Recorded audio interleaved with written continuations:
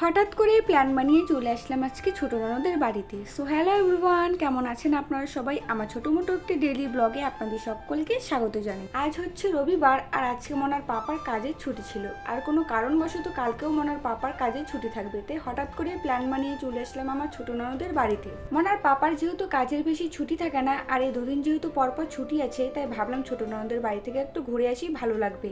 আর দিদিদের বাড়ি যেহেতু অনেকটা দূরে, তাই সবসময় আসাও হয় না। তো যাই হোক, আমরা তিনজনেই তাড়াতাড়ি করে রেডি হয়ে গিয়েছি। এরপর রেডি হয়ে রিক্সা করে চলে এসেছি মেট্রো স্টেশন, কারণ দিদিদের বাড়িতে আমাদের মেট্রো দিয়েই যেতে হবে। এরপর প্রায় 2.5 ঘন্টার জার্নি করে চলে এসেছি দিদিদের বাড়িতে। আর এখানে এসে প্রথমে দিদি শ্বশুর শাশুড়ির সাথে দেখা করে চলে এসেছি উপরতলায় দিদির কাছে। এরপর দিদির সাথে কিছুক্ষণ গল্প করার পরে দিদি কিচেনে চলে এসেছিল রান্না করার জন্য, আর আমিও দিদির সাথে সাথে এসেছিলাম দিদিকে একটু সাহায্য করার জন্য। দিদি এদিকে কিচেনে রান্না করছিল, আর দিদি একটা তরমুজ কেটে রেখেছিল, তো সেই তরমুজটাই আমাকে বললো ফ্রিজে রাখতে। তো তরমুজটা আমি আগে ফ্রিজে ভালো করে রেখে দিয়েছি।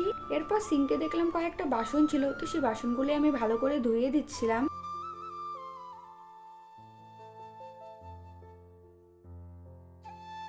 আর দিদি এখানে আটা মাখছিল রাতে সবার জন্য রুটি বানাবে, তাই। তো যাই হোক, সবগুলো বাসন ভালো করে ধোয়ার পর আমি চলে এসেছি ঘরে। আর ঘরে এসে দেখি মনা ওর দিদির সাথে কি সুন্দর খেলছিল। এখানে যেহেতু ওয়াকার নেই, তাই মনা দেখো চেয়ারটাকেই ওয়াকার বানিয়ে নিয়েছে। আর এইদিকে আমাদের জিজু কাজে থেকে এসে পুজো করছিল। আর এইদিকে আমাদের মনাকে দেখো কিছুক্ষণ টাইম ওর দিদির সাথে খেলার পর এখন আবার ওর পাপার সাথে এই চেয়ার দিয়ে খেলছিল।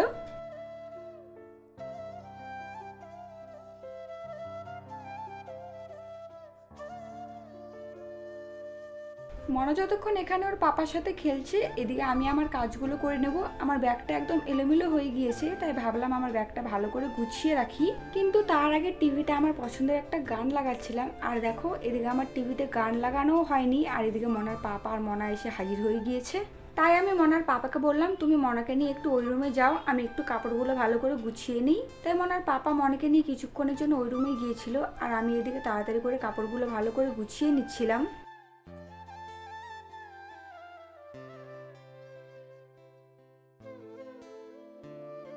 কিছুক্ষণ টাইম ওই রুমে থাকার পর যখনই শুনেছি টিভিতে গান হচ্ছে, সবাই দেখো এই রুমে চলে এসেছে। আর ওই রুমে এসেই দেখো সবাই ডান্স করছিল।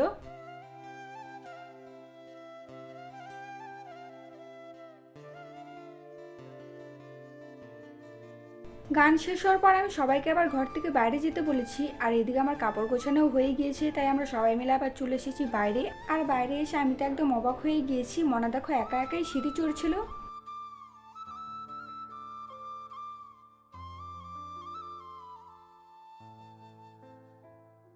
কিছুক্ষণ টাইম মনার সাথে সিঁড়িতে খেলার পর আমরা সবাই মিলে চলে এসেছি আবার কিচেনে, কারণ এখন খাওয়ার সময় হয়ে গিয়েছি আর অনেকটাও রাত হয়ে গিয়েছিল, তাই আমরা সবাই মিলে খাবার খাবো এখন। আর দিদি সব খাবার আগে থেকেই গুছিয়ে রেখেছিল। আর আজকে যেন মনার পাপার পছন্দের শাহি পানির বানানো হয়েছিল। মনার পাপার শাহি পানির অনেক পছন্দ, তাই দিদি আজকে শাহি পানির আর বানিয়েছিল ডাল। এরপর এক এক করে সবাই খাবার খেতে বসে পড়েছিল, তাই আমিও তাড়াতাড়ি করে সবার গ্লাসে জল ভরে দিয়েছি। আর এই দেখো, এটা হচ্ছে আজকের আমাদের খাবারের মেনু। আমরা যখনই দিদির বাড়িতে যাই, দিদি চেষ্টা করে আমাদের পছন্দের খাবার বানানোর জন্য, তো সেটা আজকেও হয়েছে। তো যাই হোক, এরপর আমরা সবাই মিলে গল্প করছিলাম আর খাবার খাচ্ছিলাম। দিদির শ্বশুর শাশুড়ি আগেই খাবার খেয়ে নিয়েছিল, এরপর আমরাও খাবার খাচ্ছিলাম আর গল্প করছিলাম। আর অনেকদিন পর একসাথে সবাই মিলে বসে খাবার খাচ্ছিলাম আর গল্প করছিলাম, এর মজাটাই আলাদা।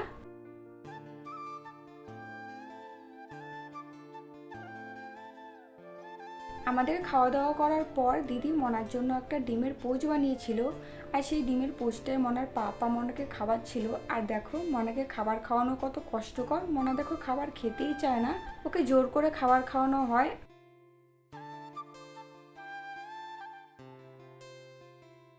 তো যাই হোক, সবার খাওয়া দাওয়া কমপ্লিট। এরপর আমিও চলে এসেছি হাত মুখ ধোয়ার জন্য, যেহেতু সারাদিনে অনেক ধুলমাটি লেগেছিল শরীরে, তাই ভাবলাম হাত মুখটা ভালো করে ধুয়ে নিই।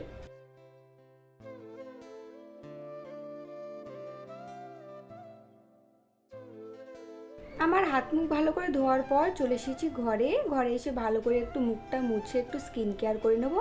স্কিন কেয়ার বলতে ওই একটু মুখে ক্রিম লাগাবো আর হাতে একটু লোশন লাগিয়ে নিব। সো যাই হোক, মনাকে আর এখন আমি হাত মুখ ধোয়ালাম না, যেহেতু অনেকটা রাত হয়ে গিয়েছে, তাই মনাকে আমি বেবি ওয়াইপস দিয়ে মুখটা ভালো করে মুছিয়ে দিয়েছি। যাই হোক, আমার স্কিন কেয়ার করার পর আমি কাপড়টাও চেঞ্জ করে নিয়েছি। এরপর আমরা রাতের বেলা সবাই মিলে বসে টিভি দেখছিলাম আর আইসক্রিম খাচ্ছিলাম। জিজু নিচে থেকে আমাদের সবার জন্য আইসক্রিম নিয়ে এসেছিল।